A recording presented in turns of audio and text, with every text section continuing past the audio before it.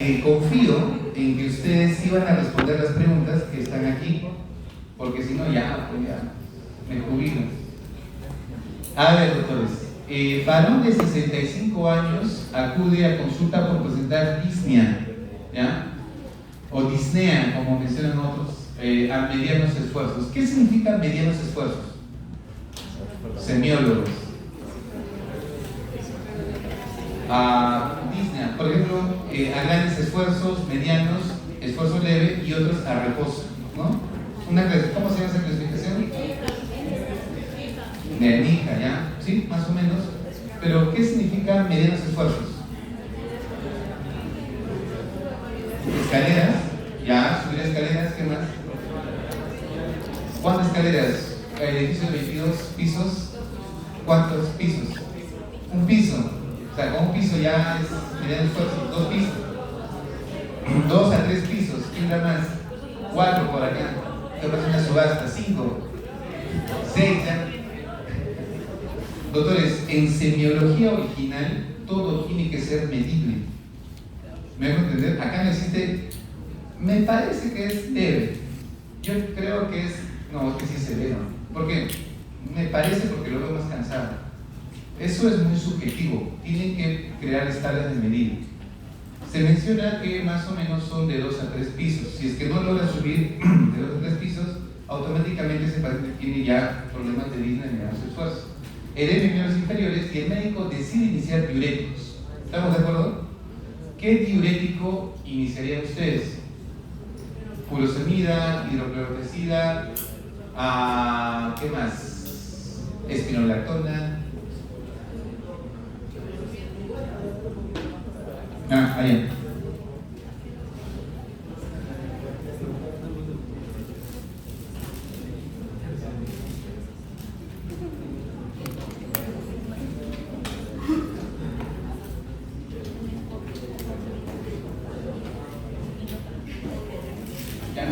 Por cierto, perdón, las preguntas que les estoy haciendo todavía no vienen, solo estoy haciendo análisis.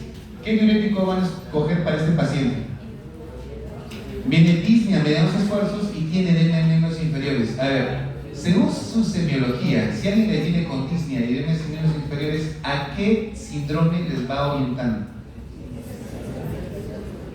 Un síndrome de insuficiencia cardíaca, ¿sí? ¿Cuántos síndromes tienen los problemas cardíacos? Mencióname todos los síndromes de los problemas cardíacos. Dolor, ya, síndrome de dolor torácico. Síndromes valvulares, ya, no es el síndrome aórtico, tricuspidio, mitral, no, pues síndromes valvulares, ya está. ¿La hipertensión arterial es un síndrome o no? ¿O es un diagnóstico? Miren, la verdad, es divertido esto de semiología porque cuando no saben el origen, ustedes van a decir, ¿realmente existe el síndrome doloroso abdominal, el síndrome ictérico, o es solamente ictericia? Punto. Muchos médicos le van a decir, no, sí existe el síndrome doloroso abdominal, otros no, dolor es dolor abdominal y punto, ¿no? Ictericia es ictericia, estás amarillo, ¿por qué es síndrome ictérico?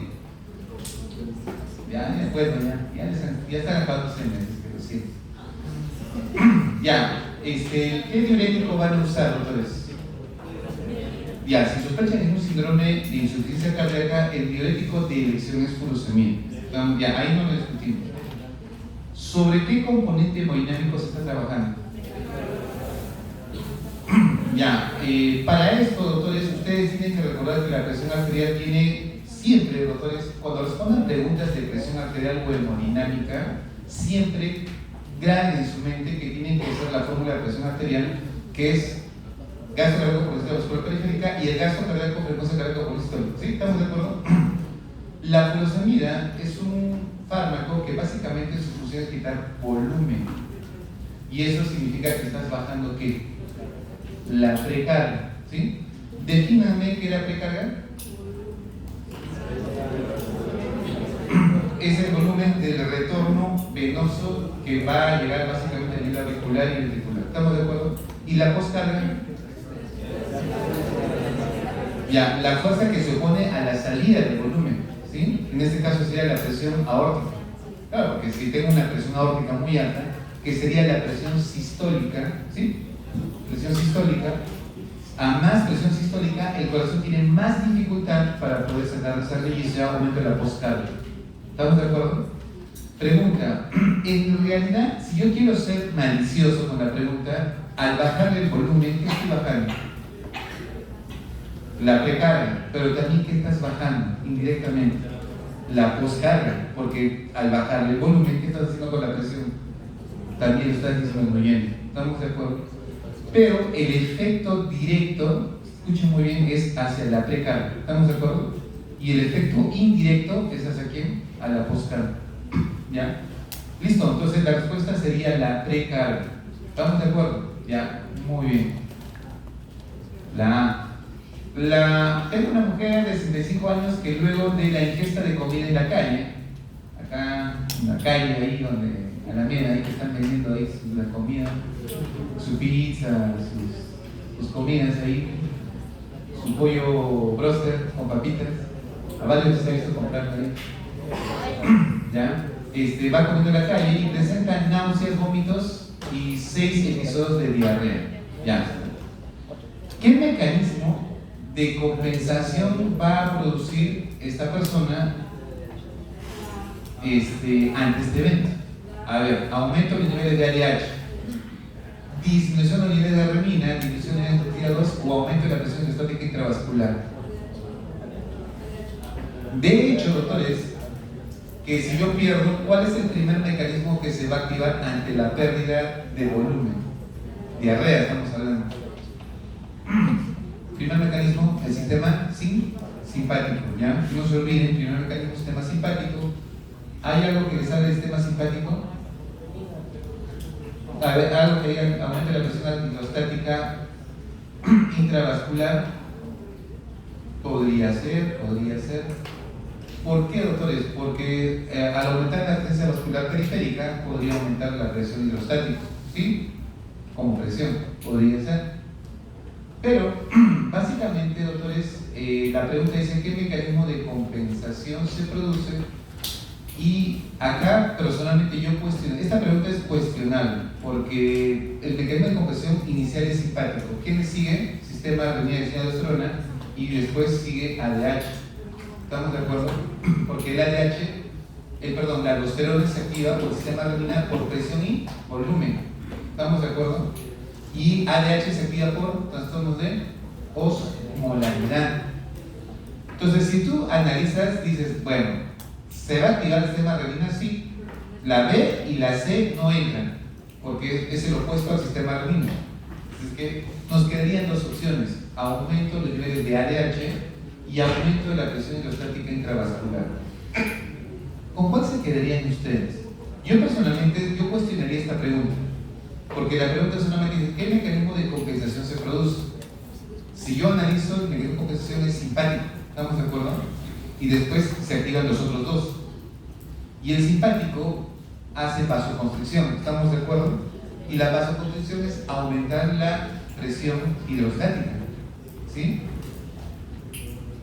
Podría ser esa la respuesta, pero en el balotario del sí, adivinen a quién consideran como respuesta correcta: a la ADH. ¿Ya? Por eso digo, es cuestionable. En otros países hacen lo que le llaman evaluación de preguntas y lo ponen ahí, pregunta mal elaborada, por ejemplo. Ahí debía haber sido ¿qué mecanismos de compensación se producen ante cambios de la osmolaridad? Ahí la respuesta sería ADH, ¿sí? Bueno, lo dejo ahí para analizarlo. Pregunta 3. Adulto obeso mórbido. ¿Cuándo hablamos de un obeso mórbido, semiólogos? Cuando su índice de masa corporal es más de 35. Mayor de 32. ¿Cuándo hablamos de sobrepeso? Mayor de 25. Ya está. ¿Cuándo hablamos de obesidad? Obesidad más de 30. Y obesidad mórbida, o sea, ya una obesidad sumamente 40. ¿Ya? Una literatura menciona 35. Yo personalmente lo pedí 40. No sé qué hayan cambiado. No estoy muy actualizado en esa parte, por si acaso. investiguenlo, pero mórbido, hasta donde yo tengo conocimiento, es de 40, porque es mórbido. ¿Saben qué es mórbido, no? Mórbido es la obesidad extrema, una obesidad que ya genera problemas. Y listo, refiere vómitos y deposiciones líquidas abundantes en las últimas 24 horas. Al examen semiológico que hacen encuentran taquicárdico, mucosa seca, llenado capilar lento. Cuando les pongan lento, significa que es más de 2 segundos, por tal motivo que hay signos de hipoperfusión. Le agregamos la oliguria, que es el otro componente hemodinámico, que es disminución de la orina, y tiene hipotensión. ¿Ya?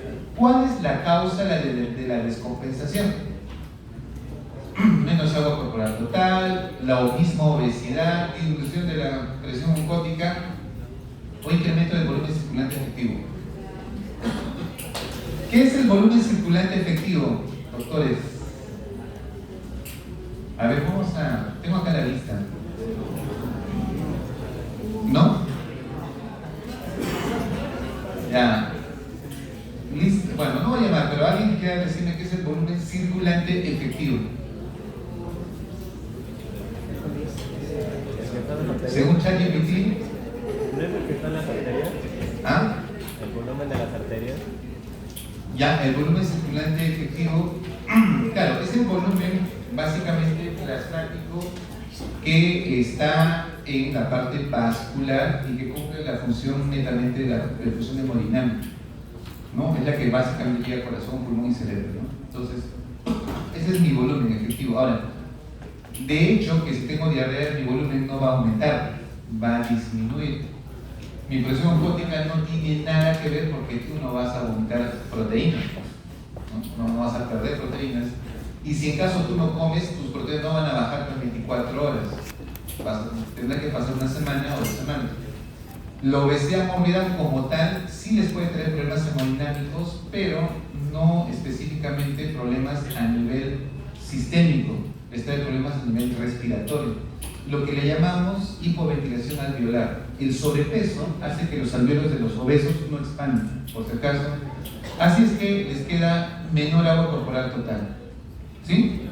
¿Por qué, doctores? Porque recuerden que los obesos tienen menos agua que una persona normal. Por ejemplo, si yo tengo una persona físico-culturista que pesa 120 kilos porque tiene masa muscular, tiene buena vasculatura, y una persona delgada, obesa, una persona que no tiene masa muscular, sino es obesa y pesa 120 kilos, de hecho que uno tiene más agua que el otro. Cuando les dé diarrea a ambos, adivinen a quién le va a afectar más, al obeso, porque pierdes más volumen sanguíneo. ¿Sí? Listo, vamos a la siguiente pregunta. Esta pregunta en realidad no es tanto de hemodinámica, pero bueno, salió en el sistema. Mujer de 73 años ingresa en emergencia por shock. ¿Ya? Shock secundario hemorragia digestiva baja.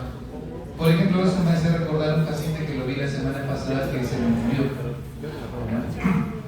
Sucede, doctores, que las hemorragias digestivas bajas, ¿cuál es la principal causa? ¿Ustedes que tienen sentido? No es cáncer. La principal causa de hemorragias digestivas bajas en personas adultas, divertículos, ¿ya?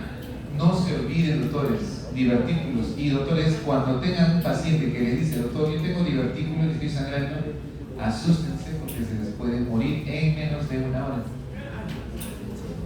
Lo dice la experiencia. Sucede, doctores, que cuando comienza a sangrar un divertículo no paran y van a ver cómo sale 1 litro de sangre, coágulos, y no paran, y tú no sabes qué hacer.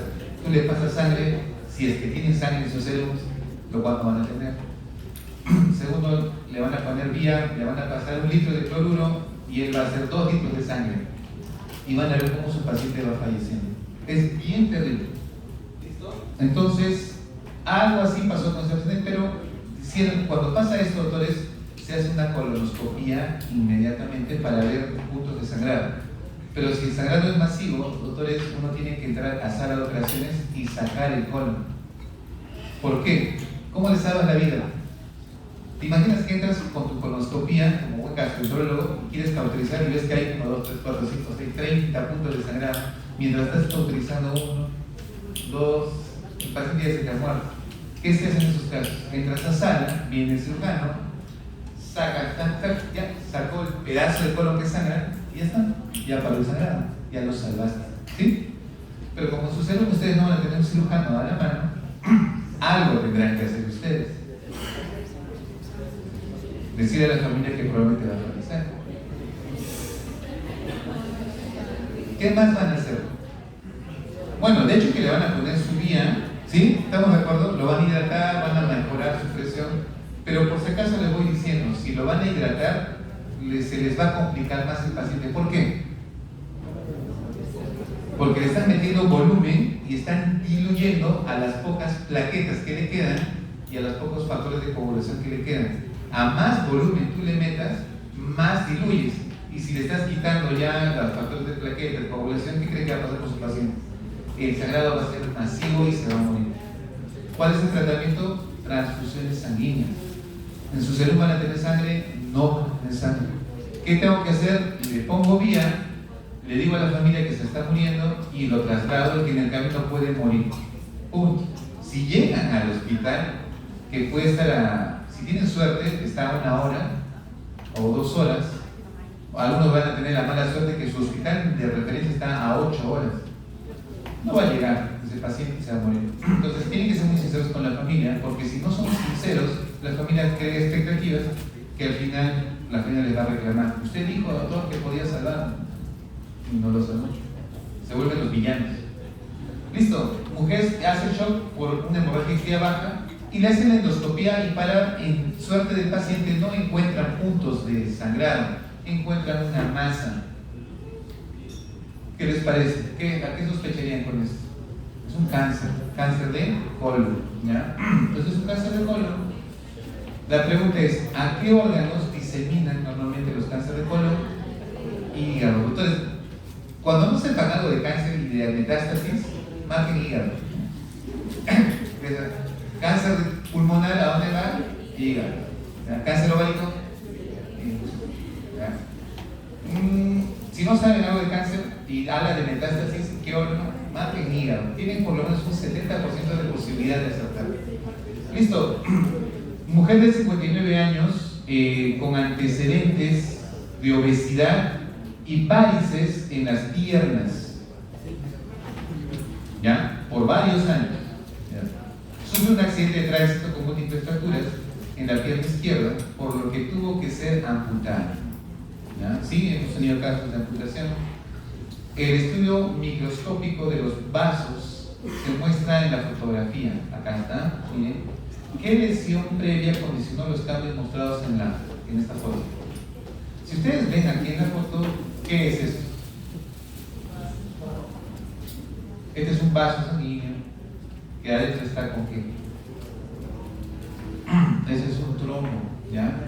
Es un trombo parcial, no es un trombo total, ¿ya? En pocas palabras, esta persona ya tenía signos de trombosis, ¿no? Hay personas que tienen insuficiencias vasculares por trombosis. Eso se llama el término claudicación intermitente. ¿Saben qué es claudicación intermitente?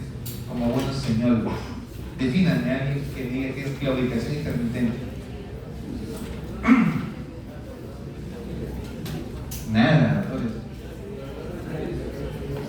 Tienen suerte que yo no estoy armando su ECOE, por si acaso. ¿Perdón? Ya. Taponamiento arterial parcial. Ya, una trombosis arterial parcial. Que es lo mismo. A ver, imagínense, doctores, yo ahorita, ¿sí? Comienza a caminar. Camino, observo correr. Y de repente siento que mis piernas se ponen débiles y no tienen fuerza. Me paro, descanso un rato, digo, ahora sí, otra vez, vuelvo a trotar, troto por lo menos unos 200 metros más y después ya no puedo caminar. ¿Qué sospecharían ustedes? Miren, yo estoy haciendo correr, corro 2 cuadras, me canso, me detengo. Pasa un ratito, ahora sí, ya tengo otra vez fuerza. Sigo caminando, corro 2 cuadras y me detengo. ¿Qué creen que pasó ahí? Falta de desarrollo muscular, falta más de entrenamiento. Puede ser. Mala respiración.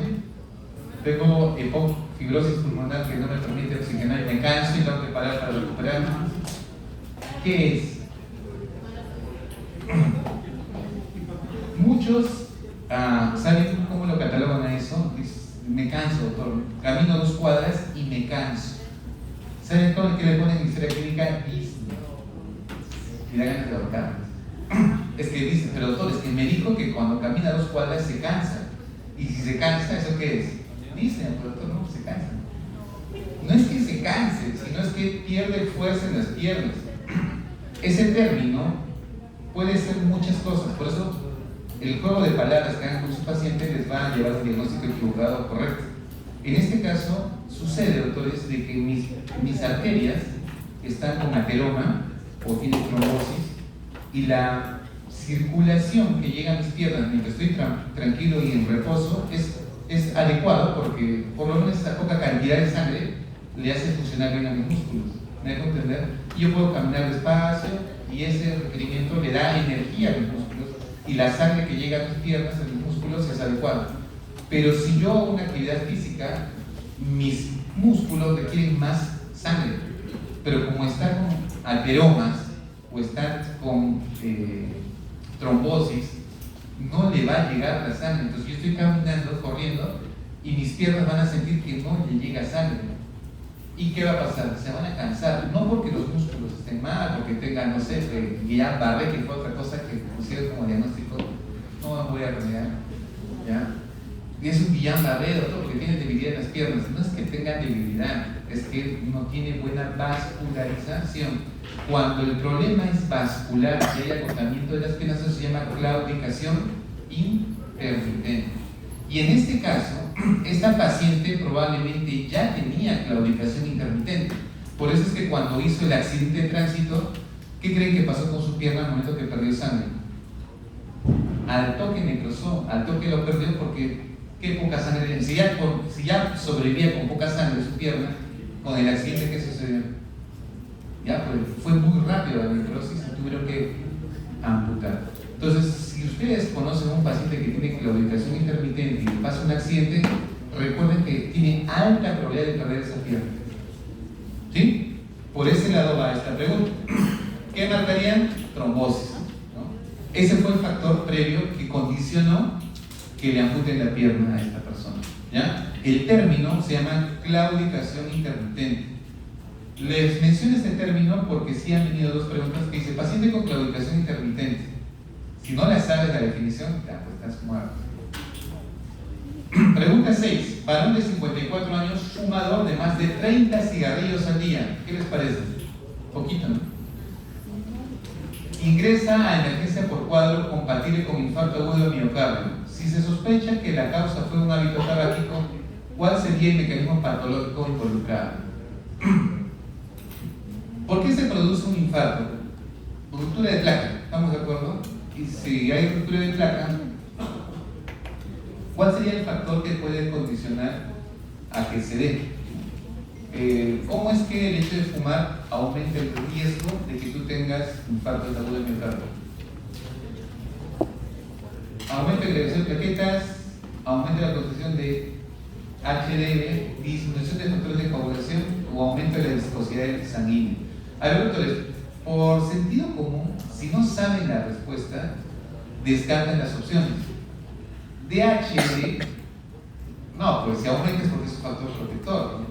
Así es que, disminución de factores de coagulación. Doctores, cuando hablen de factores de coagulación, o es un problema hematológico o es un problema hepático, ¿ya? Son dos opciones que tienen, o es un problema hematológico, no sé, una deficiencia de factores, o es un problema hepático, está haciendo insuficiencia hepática y no produce factores. ¿Estamos de acuerdo? Pero si te está hablando de un infarto, a lo contrario,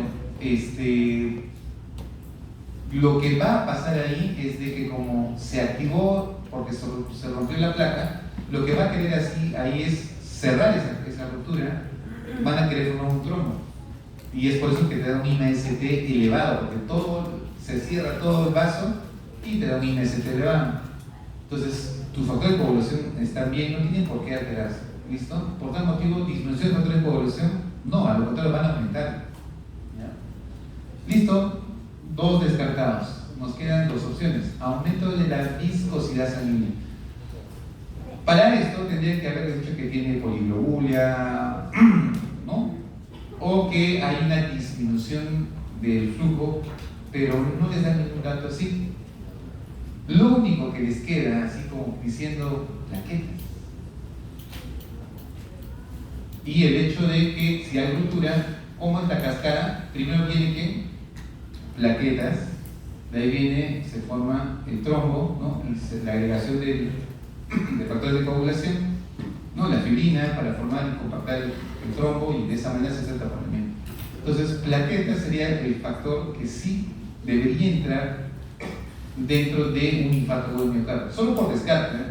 Yo no marcaría el factor de coagulación porque no se va a modificar, a lo contrario, siempre va a aumentar porque tengo que mejorar, y también va a aumentar la agregación plaquetaria. Y lamentablemente, doctores, el mecanismo patológico que se involucra y que no ayuda en estos casos sería la agregación plaquetaria, ¿sí? Lamentablemente eso haría que se forme mucho más rápido el trombo, y lamentablemente eso puede hacer que un ST elevado, ¿no? Los ST elevados, doctores, mis respetos.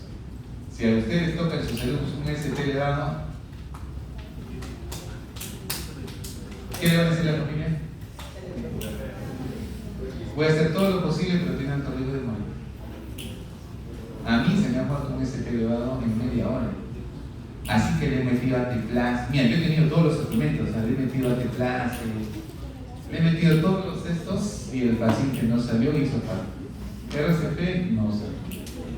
Ustedes han visto futbolistas que les han dado infarto, están corriendo y muertos. Y nadie nos ha podido salvar. Y eran deportistas, para que vean que el deporte tampoco es que sea lo fisiológicamente normal.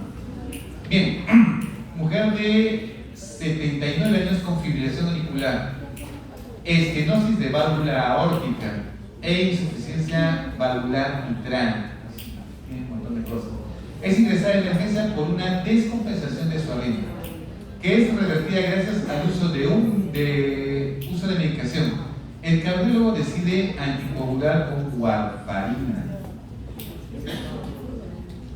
Ustedes le llega a este paciente, vamos a tomar un poco de fármaco, ¿ya? 79 años. Por cierto, el siguiente ciclo van a hacer conmigo simulación, y estos son los casos que van a resolver ustedes, porque se supone que lo van a dominar, ¿ya? Ahí sí, doctores, ustedes entran a la cancha y ya, este es su paciente, ustedes vean, yo voy a estar observando después. Si muere, ya, felizmente simulación, ¿ya? Listo, fibrilación auricular, dato 1, tiene estenosis de la válvula aórtica y tiene insuficiencia de la válvula mitral. Es ingresar a la emergencia por una descompensación de su arritmia. Por cierto, cuando les menciono este dato, tengan mucho cuidado, porque la pregunta dice que se ha descompensado por su arritmia, es decir, por su fibrilación. Entonces, ¿qué fármaco debería usarse para la fibrilación auricular?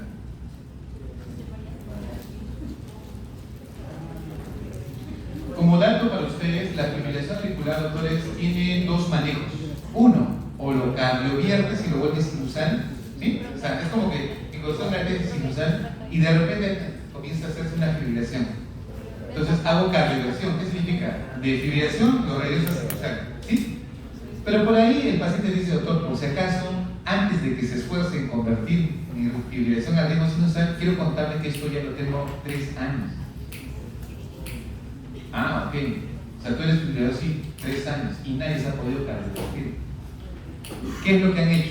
Lo único que han hecho es bajar la frecuencia, y que sea una fibrilación con frecuencia controlada. Entonces, yo tengo que pensar qué quiero hacer. ¿Quiero cardiovertir o quiero bajar la frecuencia? Para eso, como buenos semiólogos, tendrán que preguntar cuánto tiempo tiene su fibrilación auricular. Doctor, yo no tengo ese diagnóstico. Entonces, ¿qué significa? Que es reciente. Doctor, tengo hace 6 años. ¿Por qué les digo esto? Porque hay médicos que agarran y quieren cardiovertir, y el paciente no le dice nada, viene y me dice, estamos queriendo cardiovertir, no cardiovertir, hemos metido todos estos medicamentos. Señor, ¿cuánto tiempo tiene usted? Doctor, 6 años, estoy fibrilador. Digo, ¿cómo quieres cardiovertir si él vive con su fibrilación? ¿Me dejo entender? Le doy un panorama. Listo. El medicamento que normalmente se usa para la fibrilación auricular si es que el paciente está controlado, o sea, hemodinámicamente estable. Se puede usar la amiodarona, se puede usar el verapamilo, o se puede usar el lansoprazol, que son medicamentos de emergencia que podemos usar para controlar la frecuencia. Logran controlar la frecuencia y el médico dice vamos a anticoagular. ¿Por qué, doctores? Porque los que hacen fibrilación auricular, en la aurícula hace esto. Y al hacer esto forman coágulos y trombos. ¿Estamos de acuerdo? Entonces, imagínense ustedes que es una fibrilación, ¿sí?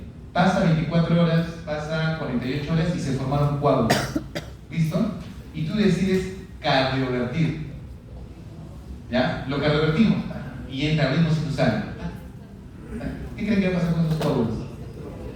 Se van a ir, va a llegar al cerebro y tu paciente, qué chévere, ya le compré el cardiovertido. Señor, ¿qué tal? ¿Cómo se siente?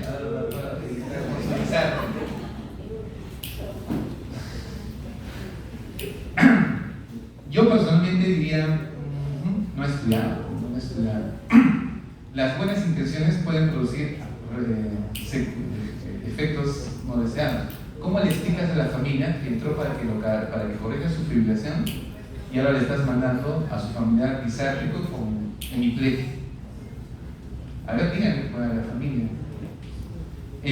Por eso cuando hagan cardio, que va a ser el siguiente ciclo, les van a enseñar todos estos procesos. ¿Me van a entender? Listo. Como es un fibrilador, por si acaso, este es un fibrilador crónico, ¿ya? Es un fibrilador crónico. Y como es crónico, hay que anticoagularlo para que no forme coagulitis. ¿Listo? Y deciden darle warfarina. ¿Cuál es la acción de este fármaco? Factores dependientes de acá, vía intrínseca de la coagulación, factor tisular de coagulación o actúa a nivel de agregación plaquetaria. Es un anticoagulante, es un antifibrinolítico, es un antiplaquetario. ¿Qué es la warfarina? Es un anticoagulante. Por tal motivo, escuchen muy bien lo que les voy a decir. Una cosa es fibrinolítico, que yo destruyo coágulos, y otra cosa es evitar que se formen coágulos. ¿Estamos de acuerdo? Si yo quiero evitar que se formen coágulos, ¿qué tengo que dar? Anticoagulantes. Y si yo quiero destruir coágulos, fibrinolíticos. Y si quiero prevenir la formación también, puedo dar antiplaquetarios, ¿sí? Como la aspirina y el clopidogrel. En este caso, doctores, la warfarina sí es un anticoagulante, entonces por tal motivo tiene que atacar factores de coagulación. Y ahí la única que ataca factores de coagulación es la vitamina K. ¿Estamos de acuerdo?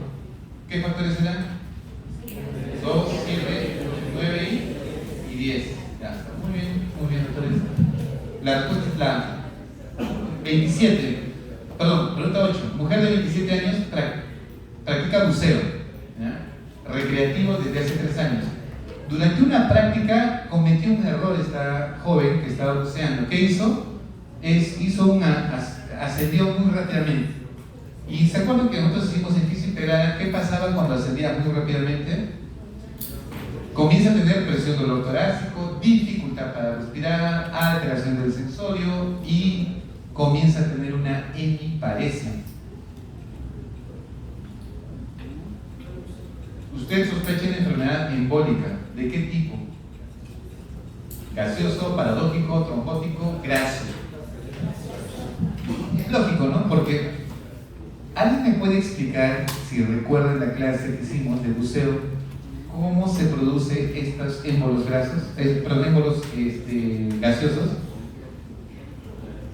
¿Tiene que ver con qué? ¿Con qué gas? Nitrógeno, ¿ya? Ustedes recordarán que cuando tú buceas, tu capacidad pulmonar es menor, ¿sí? Esa mayor presión va a hacer que tu nitrógeno ingrese al pulmón fácilmente, lo cual no pasaba. ¿Ya? ¿Se acuerdan? La fisiología era como que entraba más presión pulmonar, más presión atmosférica, más presión, porque estás buceando más profundamente, entra nitrógeno a tus pulmones, a tu sangre, y ese nitrógeno, conforme tú vas ascendiendo, también va saliendo. Pero eso es que el ascenso es lento, ¿sí? Es progresivo, para que el nitrógeno vaya saliendo. Pero si tú sales bruscamente y sales a la superficie, el nitrógeno no salió de tu sangre, y va a comenzar a formar como burbujas. Y eso va a viajar, y si pasa el corazón y llega a tu cerebro, te va a causar un ACV embólico, ¿no? Entonces, la respuesta es embolia gaseosa, ¿ya? Pregunta 9. Mujer de 45 años fue sometida a una histerectomía. En el postoperatorio presenta dolor lumbar, fiebre y anuria. ¿Cuál es la causa más probable? 45 años, le han hecho histerectomía, le han sacado todo el útero, presenta dolor lumbar, fiebre y no orina. A ver, ya, acá mencionan ligadura de uréteres.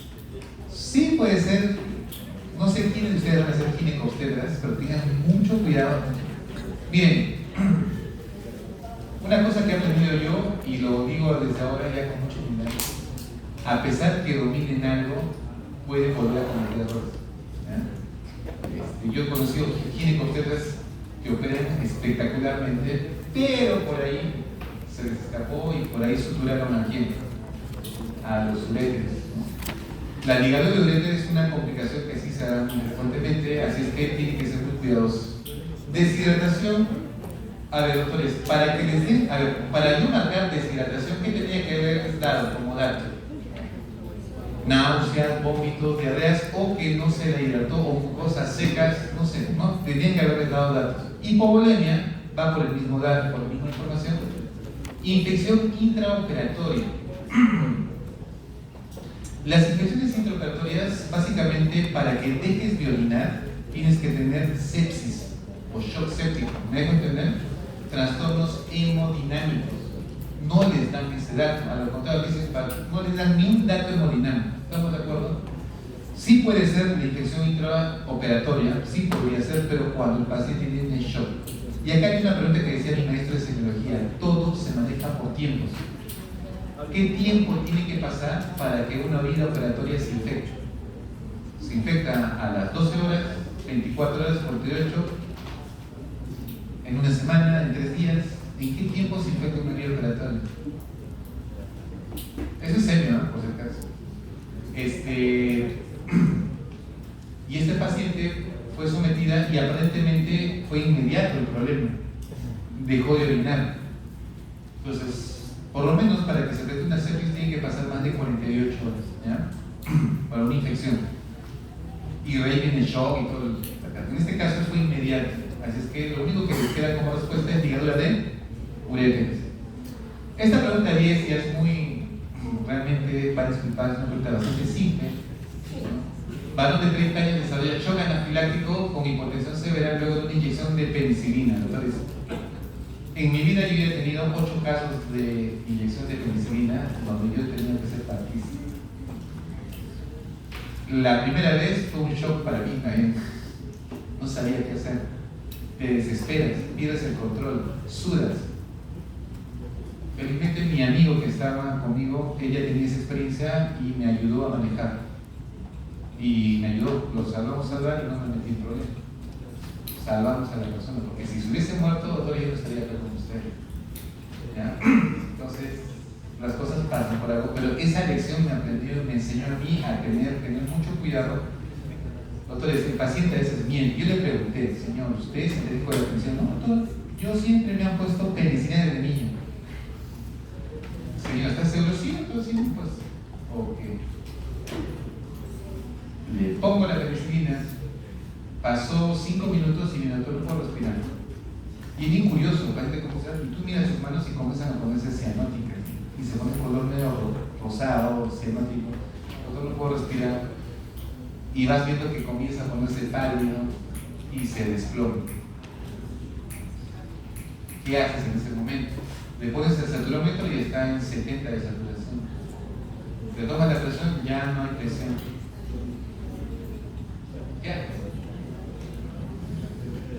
Buscas en tu centro de adrenalina y dices: uy, no tengo adrenalina. En verdad, doctores, en ese momento es una sensación. Alguno de ustedes lo va a vivir. Yo he hecho una estadística y dice que más o menos el 70% de médicos han tenido esa experiencia. O sea, de ustedes, el 70% va a tener esa experiencia de que tengan un shock anafiláctico, sea por cualquier medicamento. Y ustedes van a tener que resolverlo. Ahora, ojalá que no les pase en su salud, ¿no? Porque ahí sí, que les pase en un hospital, genial, ¿no? Porque van a ir y les van a ayudar. Pero en un salud, que no les pase en su consultorio privado, ¿no? Porque a veces somos atrevidos, tú que disciplina, ¿no? Consultorio, espera un ratito, después del consultorio, después tengo reacción. A mí me pasó también cuando puse una cefalosporina a mi tío, que yo era estudiante, ya, y dice, yo he estudiado esto, yo era un poco atrevido, ya pasé la cita, ya aprendí a comenzar, le preparé su ceftriaxona, comencé a pasarlo, y al rato me dice, no puedo respirar. Y felizmente suspendí, y yo lo suspendí, lo cacheté un rato.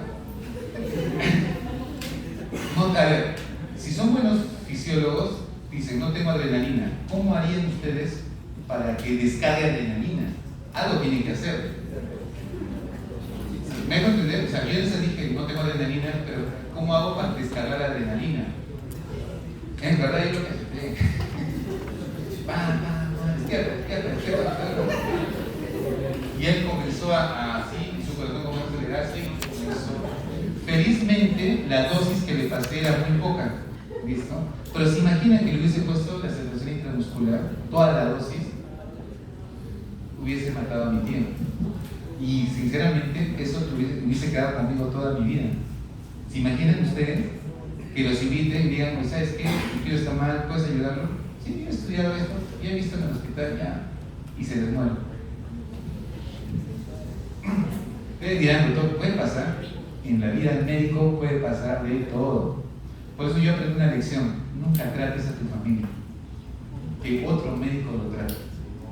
Ha pasado, por ejemplo, yo me acuerdo de un doctor que operó al esposo de su hermana, ¿listo?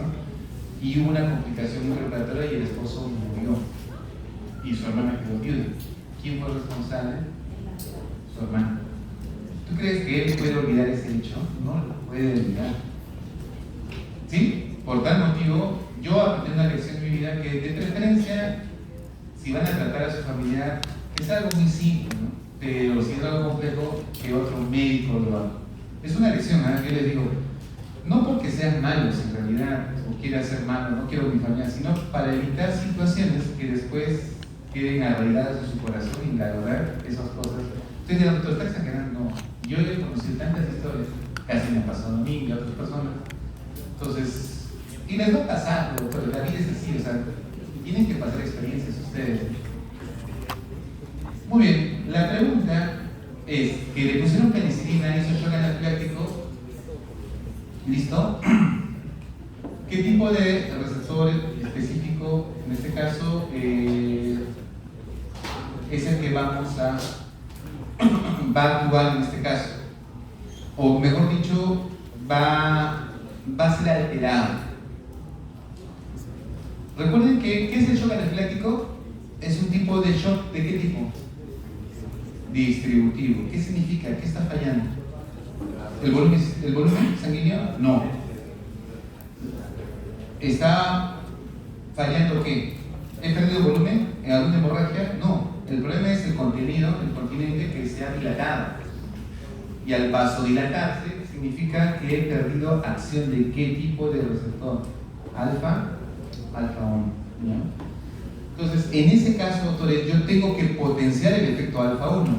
¿Qué medicamento tengo que usar? Bueno, de hecho que hay que poner adrenalina, ¿no? Por si acaso, la solución para esto es ponerle adrenalina.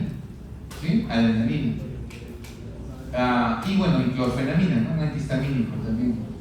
Pero en este caso, doctores, tengo que potenciar el alfa 1 para volver a hacer vasoconstricción. ¿Qué medicamento usaríamos? No es adrenalina, noradrenalina, ¿ya? Por si acaso, ¿ya? Noradrenalina, porque eso les expliqué en las clases anteriores, porque la noradrenalina tiene un efecto alfa 1 muy potente, ¿ya? Bien, pregunta número 11. Varón de 68 años, fumador e hipertenso. ¿Cuál de los siguientes factores de riesgo hace que desarrolle aterosclerosis?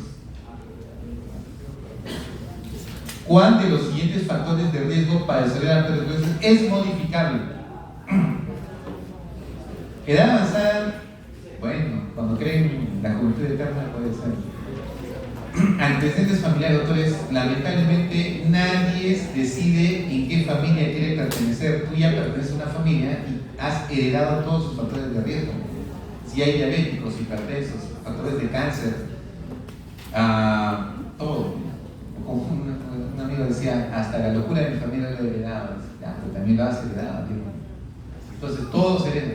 ¿Sí? El sexo masculino tampoco se puede modificar, por si acaso. ¿Ya? La parte fenotípica puede ser, pero la parte genética no. ¿Ya? Listo, hábito tabáquico. Esa pregunta estaba muy fácil, ¿eh? Por si acaso. Básicamente el factor es modificable. Pregunta 12. Mujer de 67 años, hipertensa con edema en miembros inferiores secundaria a una insuficiencia cardíaca congestiva. ¿Qué mecanismo fisiopatológico originó el edema?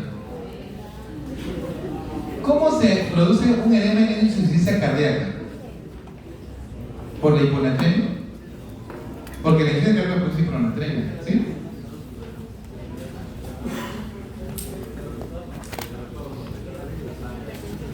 El retorno venoso. ¿Qué pasa con el retorno venoso? Ya, ¿qué pasa? Ya, el flujo, como ustedes mismos lo han dicho, ¿qué aumenta? La precarga. Y si aumento la precarga, estoy aumentando la presión auricular, el volumen. Por tal motivo, la sangre venosa que quiere seguir entrando al corazón ya no va a poder entrar porque ha aumentado la presión.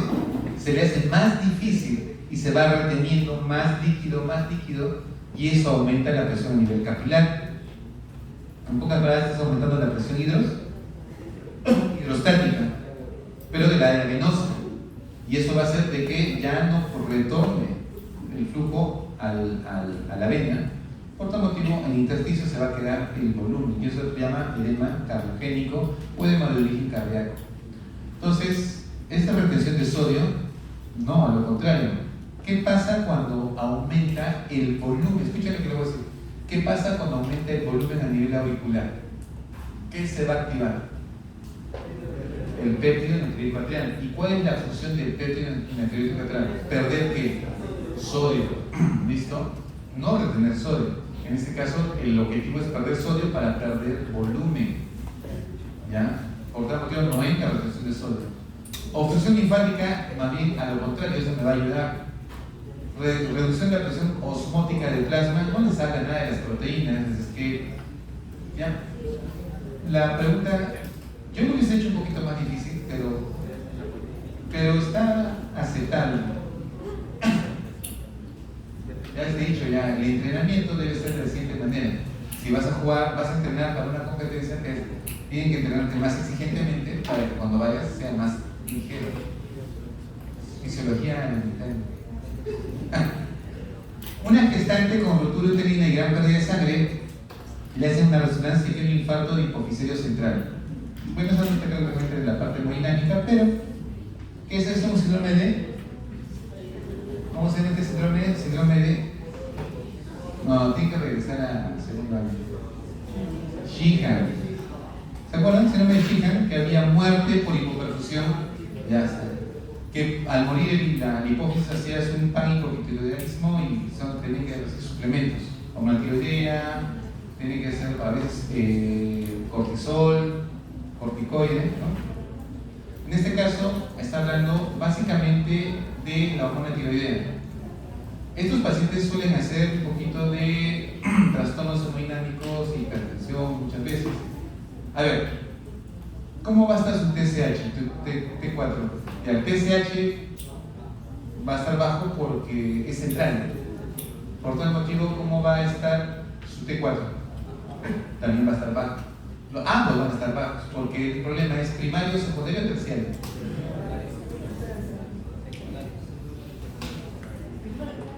Primario, secundario o terciario. Primario. Sé que voy a el curso, ¿no?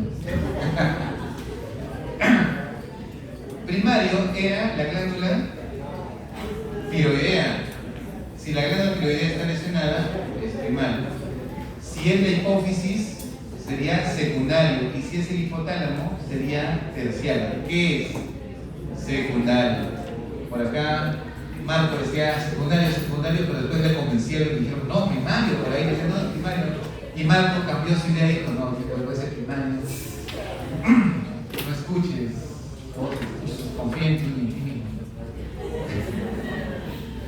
Mujer con anemia severa recibe transfusión de paquete globular. ¿En qué segmento del lecho vascular se encontrará la mayor parte del volumen transfundido?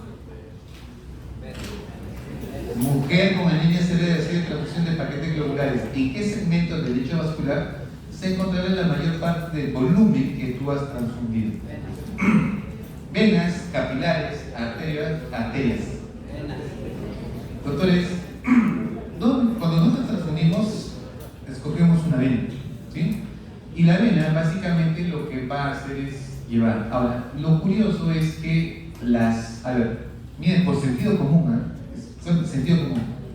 Cuando yo tengo una hemorragia, se produce vasoconstricción. ¿Estamos de acuerdo? Ya. Si yo tengo una vasoconstricción, ¿quién va a hacer vasoconstricción? ¿Las arterias o las venas? ¿Quién me da la presión arterial? ¿Las arterias o las venas?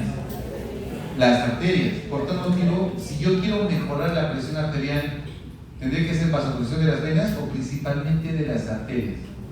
Arterias, porque si yo hago vasoconstricción arterial, lo que voy a lograr es aumentar la presión arterial, porque depende de la parte arterial.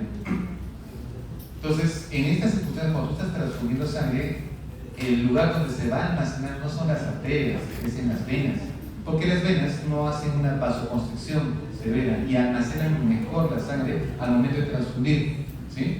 Por si acaso, va más por ese razonamiento, pero las respuestas son venas. Ya está, muy bien. Esta pregunta está fácil, varón de 80 años con deshidratación severa e hipernatremia. ¿Cuál es la creación del equilibrio de líquidos corporales? ¿Qué tiene tu paciente? Está deshidratado, tiene hipernatremia. ¿Cuál es la creación? A ver. Si tiene hipernatremia, ¿qué significa eso? ¿Cómo está su osmolaridad? Aumentada, ¿no? Ya, por tanto, yo tendría que tener que hiperosmolaridad, es que no voy a marcar ni la A ni la B. Muy bien, ¿cómo está la volemia líquido celular? Si está deshidratado, ¿cómo está? Disminuido. Me sigue quedando la C y la D. Y por último, les está hablando, uno va a tener edema intracelular y el otro va a tener deshidratación intracelular. ¿Qué va a pasar? ¿Se deshidrata o se edematiza? Se deshidrata porque vas a jalar el agua, porque hay mayor osmolaridad en el vascular. Por lo tanto, la respuesta es la D. Está fácil, ¿no? Confío en que van a poder responder las preguntas. Yo lo hubiese hecho un poquito más difícil. Varón con síndrome nefrótico y edema generalizado. Ya, fácil, actúa el mecanismo hemodinámico responsable.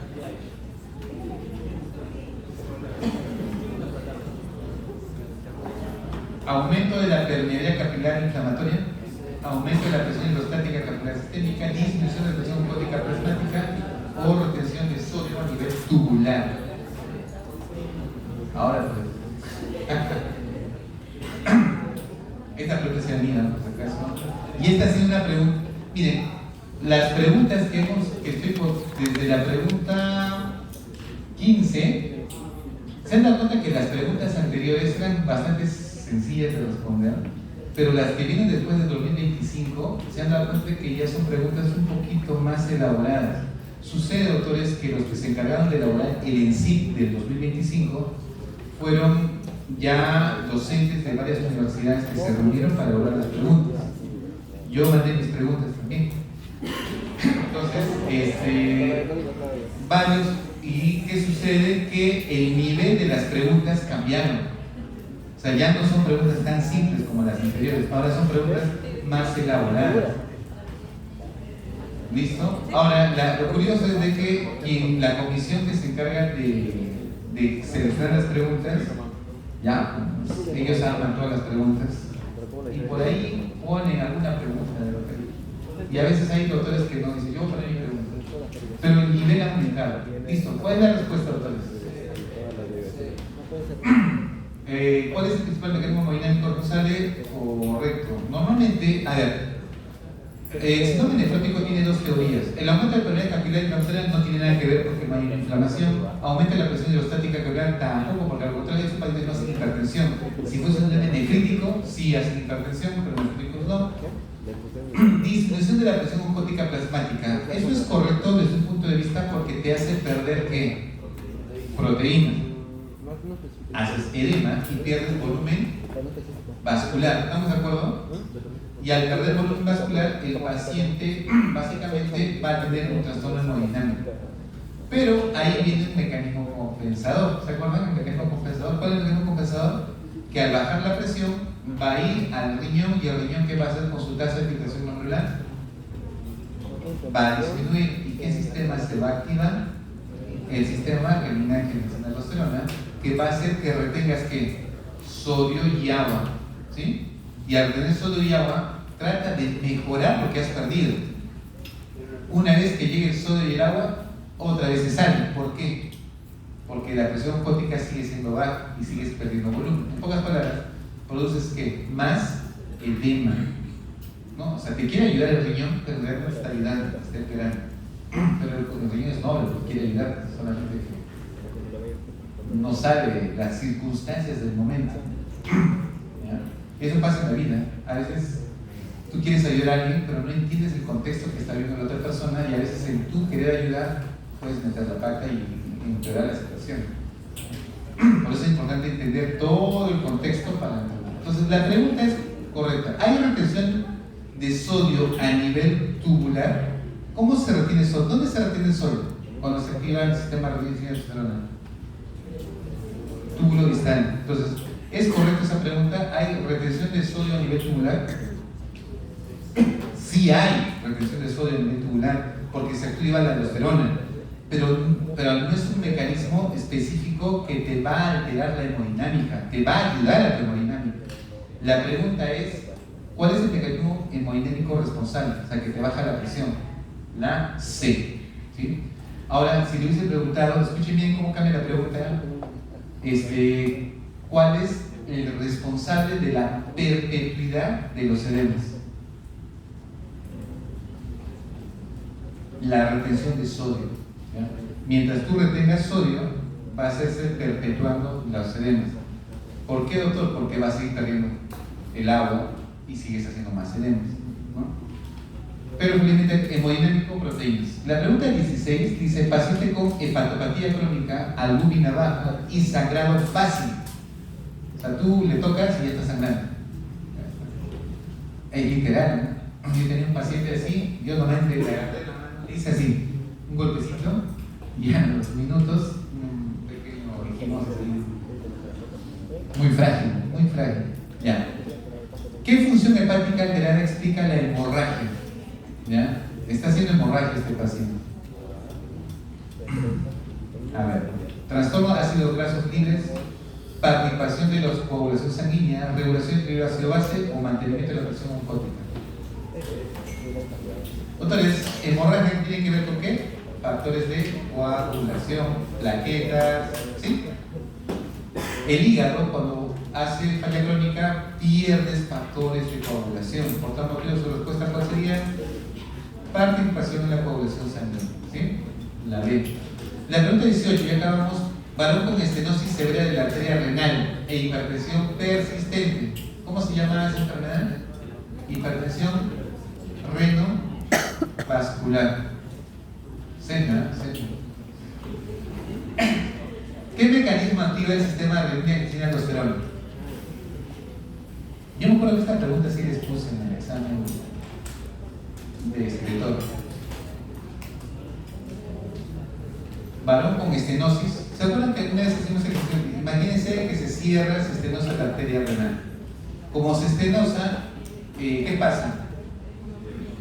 Le llega menos sangre al riñón, y el riñón, al llegar a menos sangre, activa su sistema renina-angiotensina-aldosterona para elevar la presión y mejorar la sangre. Pero eso hace que el otro riñón sufra las consecuencias porque está sanito. ¿Se acuerdan? Ya. En este caso les dice: ¿qué mecanismo activa el sistema renina-angiotensina-aldosterona? supresión del tono simpático renal, disminución de la presión de la arteria aferente, aumento del sodio en la mácula densa, vasodilatación eferente. ¿Quiénes dicen la A? Nadie. La B. Está muy bien, hay manitos por ahí, la B. La C. A lo contrario, no creo que se aumente el sodio, lo contrario va a estar disminuido, por algo se activó la mácula densa. Ya está. La D. Vasodilatación eferente. Si yo vasodilato, la eferente, ¿tiene algo que ver? No.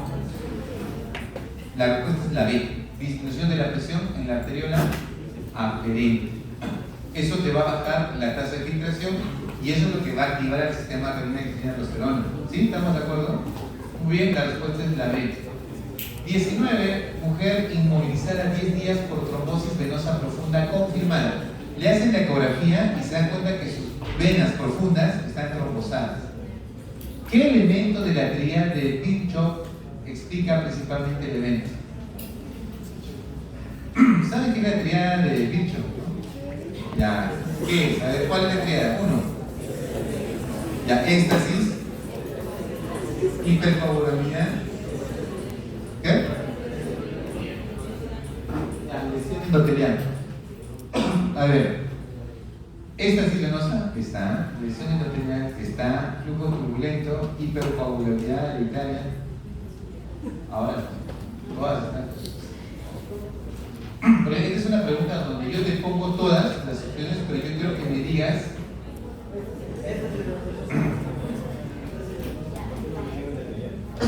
mujer inmovilizada 10 días con trombosis venosa profunda confirmada.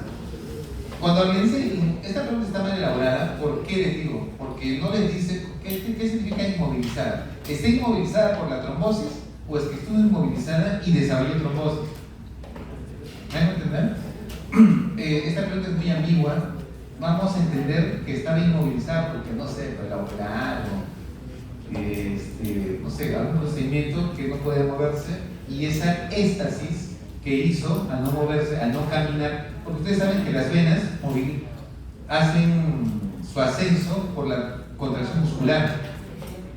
Si no me muevo, se detiene el flujo y eso que se llama éxtasis venosa. La respuesta es éxtasis venosa. La 20 ya está respondida. Paciente con shock séptico e hipotensión refractaria de las cristaloides. ¿Cuál es el vasopresor de primera elección? Epinefrina, norepinefrina, efedrina o dobutamina. ¿Cuál?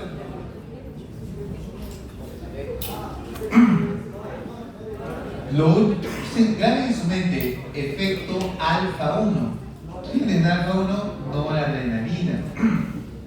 Doctor, por si acaso, la epinefrina y la efedrina es lo mismo, solo que con palabras diferentes, ¿eh? Por si acaso. 21. Paciente politraumatizado con taponamiento cardíaco post accidente. ¿Qué estructura se lesionó probablemente? Un accidente. Pared del ventrículo derecho, borde opuso del ventrículo izquierdo, punta del ventrículo izquierdo, aurícula derecha. La A. Pero sí, un politraumático con taponamiento cardíaco post accidente. A ver, ante un accidente traumático, bueno, yo no soy traumatólogo, por si acaso, ni cirujano vascular, pero tienen que deducir un poquito. A ver, para que se rompa el corazón, bueno, aparte de que lo rompan, los accidentes también pueden. Ya, vamos, no voy a sacar.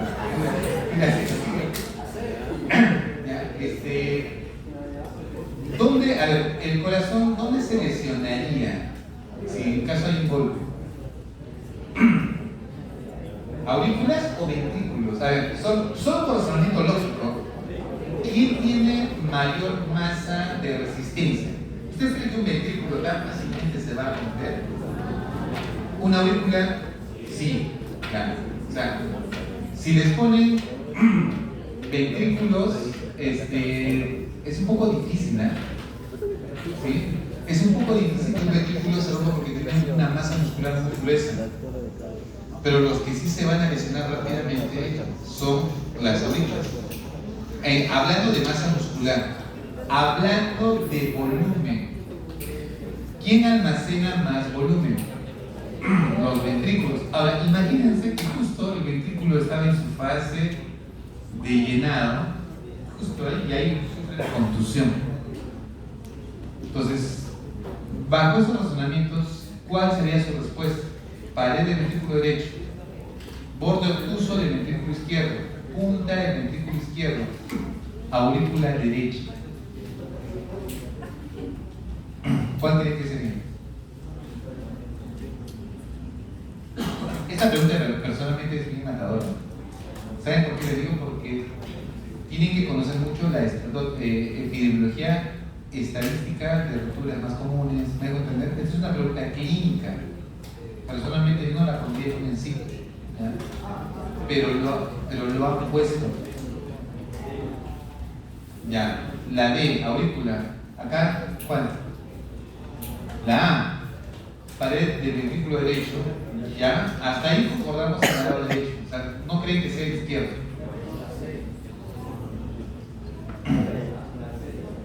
La C. ¿Qué dice su chat GPT? ¿Qué dice su chat GPT? Porque ustedes me dan cuenta que están acostumbrados a usar ustedes ya chat GPT. ¿Ah? Sí, ya. ¿Cuál sería su respuesta, doctores? A ver, por sentido común, ¿quién es más grueso? ¿Derecha o izquierda? Izquierda. Por tal motivo, izquierda es bien difícil que se rompa. Vamos a la derecha. Entonces tendríamos dos opciones, la A y la D. Puede ser la pared del ventrículo derecho o puede ser la aurícula derecha.